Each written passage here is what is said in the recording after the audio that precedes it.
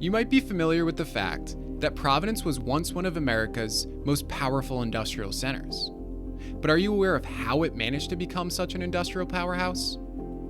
When founded in 1636, Providence was anything but great. In fact, most contemporaries considered it a backwater full of religious outcasts clinging to the absurd notion of religious freedom. And then, in the decades that followed its founding, its very survival was in doubt.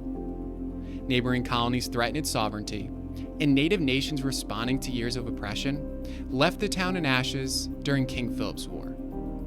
And even when it rose from the ruins to become a busy port by the mid-1700s, Providence still lived in the shadow of Newport, the colony's pride and joy. But by the late 19th century, Providence was an entirely different city. Not only was it a leading industrial center in a nation undergoing one of the most transformative economic revolutions in history, but it was home to some of the largest and most influential manufacturing companies in the entire world. The city's rise to national prominence is a dramatic one.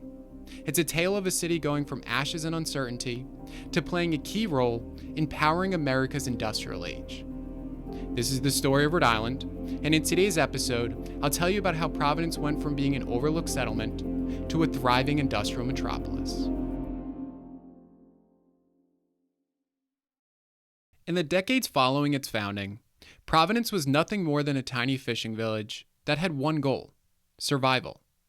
While Roger Williams and his followers cherished their belief in complete religious freedom and the separation of church and state, the rest of the Western world thought they were nuts, especially their uptight Puritan neighbors.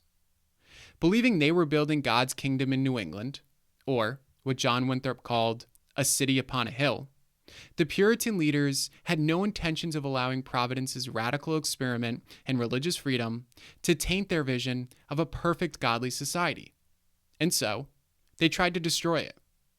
Throughout the mid-1600s, Massachusetts continuously tried to absorb Providence and the rest of Rhode Island into their colony, moves that certainly would have ended William's bold experiment. Against all odds, Providence somehow managed to retain its sovereignty. But then, an even bigger problem arose. In 1675, local native nations went to war with the English colonists and their indigenous allies, and for a period of time, it looked like not only Providence, but all of English society in New England was coming to an end. As the conflict known as King Philip's War continued to escalate, indigenous warriors throughout New England went on a rampage, ruthlessly destroying any town in their path. One of those settlements was the town Williams founded decades earlier. By the time it was all said and done, nearly every building in the town was destroyed, marking a low point in Providence's history and a moment where its very survival was definitely in doubt. But luckily for the colonists, the English found a way to win the war, and Providence was rebuilt. The decades following that dreadful experience proved to be more promising, but were still a long way from national prominence. Throughout the first half of the 18th century, Rhode Island's founding town experienced an economic revival largely driven by the Brown family, a well-to-do group of Providence merchants who will play a core part of our story today. Brothers John and Moses Brown helped to bring prosperity to their town through shipping, manufacturing, and their participation in the notorious triangle trade, an endeavor that entailed trafficking African captives. By the eve of the Revolution, the Browns and other risk-taking merchant families turned the town at the tip of Narragansett Bay into a thriving commercial port. But at the end of the day, there was no denying the fact that Newport was the center of life in Rhode Island. The fifth largest city in America, and widely considered Rhode Island's economic crown jewel, Newport was the driving force behind the colony's financial success. One scholar has even called Newport one of the greatest sights of the colonial seaboard. In short, it seemed like whatever Providence could do, Newport could do better. Now, in the following decades, Providence did manage to overtake its rival to the south. With troops occupying Newport during the Revolutionary War, the town experienced an economic downturn. And although it did manage to make a post-war comeback, it was never quite the same. And by 1790, Providence had become the state's principal port. But this isn't a story about how Providence overtook Newport. It's much more than that. It's a tale about how Rhode Island's founding town, a place once considered nothing more than a home for religious outcasts, became one of the most economically prosperous societies in all of America.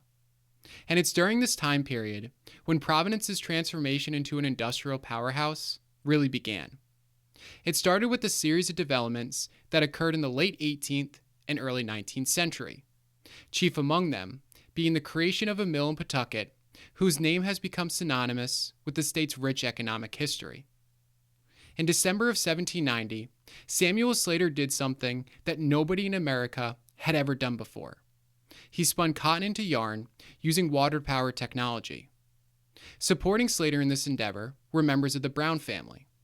While Moses Brown funded Slater during these early years, his cousin, and later his son-in-law, served as Slater's business partners, giving the aspiring industrialists access to resource and markets critical to his success. By 1793, Slater Mill was up and running and acted as the spark that ignited America's Industrial Revolution. But the enormous economic impact it would have on Providence and the rest of America didn't happen overnight. It's not like Slater built his mill and then textile factories just started popping up everywhere. In actuality, it took time. And while the fuse on that economic explosion continued to burn, other advancements were taking place. Advancements that would make Providence ripe for transformation when the spark finally reached the powder. The first of these advancements was Providence becoming the financial capital of Rhode Island. The origins of this change started with the creation of the Providence Bank in 1791, the first financial institution of its kind in Rhode Island. As with many of Providence's major developments at this time, the Brown family played a central role in its founding. Recognizing the need for stable credit and a solid financial foundation to support the city's shipping ventures, John Brown and his nephew, Nicholas Brown Jr., supplied the capital and influence needed to get it on its feet. The bank not only became a key financial institution for the state and a model for future institutions to replicate, but also set the stage for Providence to emerge as the financial capital of Rhode Island. Another key evolution were the improvements made to transportation at this time. After recognizing the need for better roads to speed up the flow of raw materials and finished goods between cities across the region, Providence's entrepreneurs began creating a host of turnpikes in the 1790s.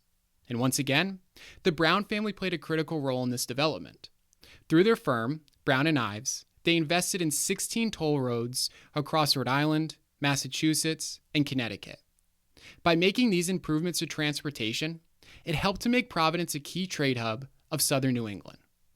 And so, partially due to these developments, Providence's prosperity continued to grow. Capital from the Providence Bank fueled new business ventures, improved roads, expanded the city's reach to a new set of consumers and resources. And the Brown family's trade empire ended up expanding across the globe. For a time, it seemed like Providence's future would forever remain tied to maritime trade, making it prosperous but never truly exceptional. But then came a turning point. Pressures from global conflict and closed ports forced Providence to pivot, and the city shifted its energy away from ships and cargo to mills and machines, a change that marked the beginning of a new era, one that would propel Providence beyond regional success and into national prominence. It began in 1807 when President Thomas Jefferson responded to Britain's seizure of American goods and the forced impressment of sailors by closing the nation's trade to the outside world. Then, that trade war turned into an all-out military conflict known as the War of 1812. With trade now stifled throughout the United States, Rhode Island merchants had a reason to invest in textile manufacturing. And almost instantly, textile mills began popping up left and right, and Rhode Islanders became absolutely obsessed with manufacturing. Their infatuation grew so great that Moses Brown said that the people in the state were consumed by cotton mill fever. And he wasn't wrong.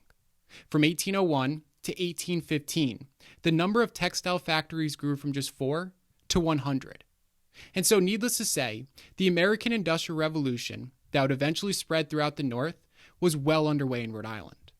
Even when a post-war depression slowed the manufacturing industry and put many textile mills out of business, Rhode Islanders managed to stagger back to their feet And by the mid-1820s, textile manufacturing had officially overtaken maritime activities as the state's primary economic focus.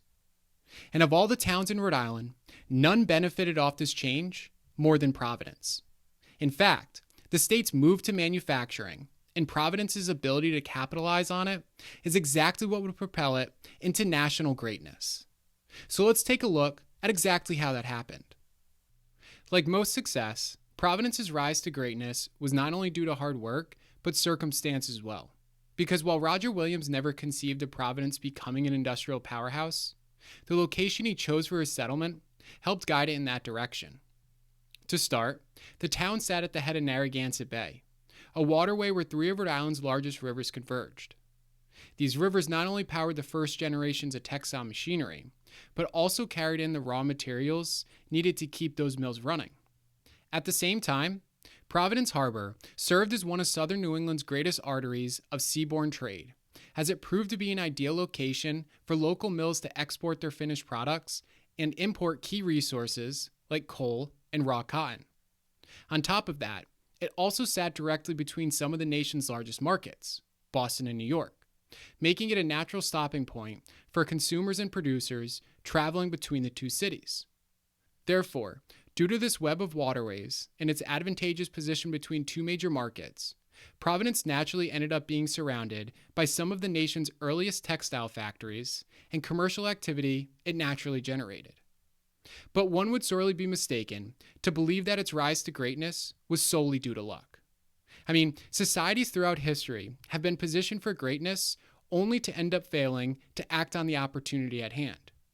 Thankfully, Providence was full of risk-taking entrepreneurs who worked endlessly to turn Providence into an industrial powerhouse.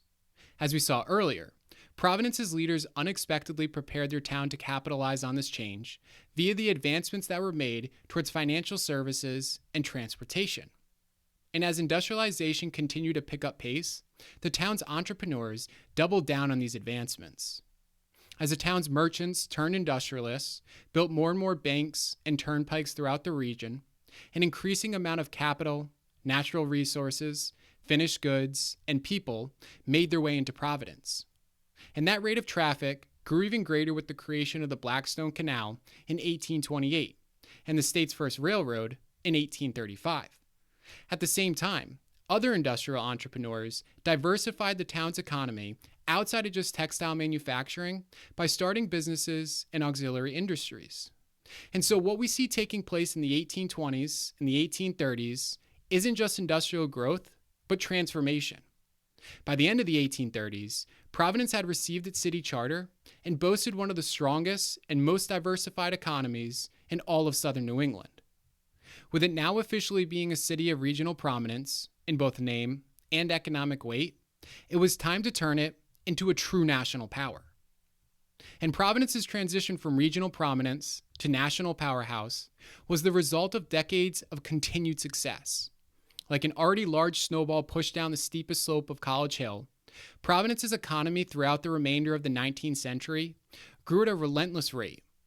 Leading this success were emerging industrial giants like Joseph Brown, Lucian Sharp, John Gorham, William Angel, William T. Nicholson, and George Corliss, each of whom turned their already well-respected Providence businesses into some of the largest in their industry.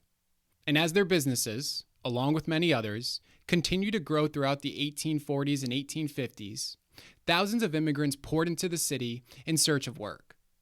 While economic downturns like those in 1837 and 1857 momentarily halted this progress, Providence's entrepreneurs managed to weather the storms of these economic panics just like they had following the War of 1812. Even the Civil War couldn't stop their progress. By shifting the focus of their industrial output to meet the government's demand for military supplies, Providence manufacturing companies actually grew even more powerful during the war. Then, when the horrific conflict finally came to an end, Providence's manufacturers went back to producing a wide range of goods for an increasingly consumer-minded society. And so, by the time the last quarter of the 19th century had arrived, Providence was completely unrecognizable to its 18th century self. Not only was it a thriving metropolis, but it was one of the 10 largest industrial centers in the entire nation. With factories roaring, ships crowding the harbor, and newcomers flooding into the streets, Providence pulsed with energy. Its booming, diversified economy and ceaseless commerce painted the picture of a city in the middle of its golden age. And serving as the heavyweight among an already formidable lineup of manufacturers was a group of businesses known as Providence's Five Industrial Wonders, a set of companies that were some of the largest and most influential manufacturing businesses in the entire world. Making up this legendary quintet of industry were Brown & Sharp, Gorham Manufacturing Company, American Screw Company, Nicholson File Company, and the Corliss Steam Engine Company, all of which churned out innovative products that enabled them to lead their respective industries. If you were a 19th century manufacturing company and needed the highest quality of machine tool products, you went to Brown & Sharp. If you were a consumer looking to acquire new sterling silverware for your home, you sought out those with the Gorham Manufacturing Company logo. And if you happened to be in Philadelphia attending the opening ceremonies of the United States Centennial Exhibition, you would have witnessed President Ulysses S. Grant start George Corliss's Centennial Engine, a monstrous machine that powered nearly every exhibit at the entire fair. Because of these businesses and a host of others operating out of Providence, there was no denying that Rhode Island's founding city had achieved greatness. But just in case anyone doubted what they had achieved, the decision was made to build an opulent new state house in the city. After 9 years of construction, the building, built out of marble, boasted one of the fourth largest self-supported marble dome structures in the entire world, and was one of the first major public buildings to have electricity. Installed atop of the building was an 11-foot, gold-covered bronze statue of a man we know today as the Independent Man. To the untrained eye, that marble dome and golden statue might suggest a city that was born great, a city whose success was simply handed to it. But as we've seen, Providence had to earn its greatness.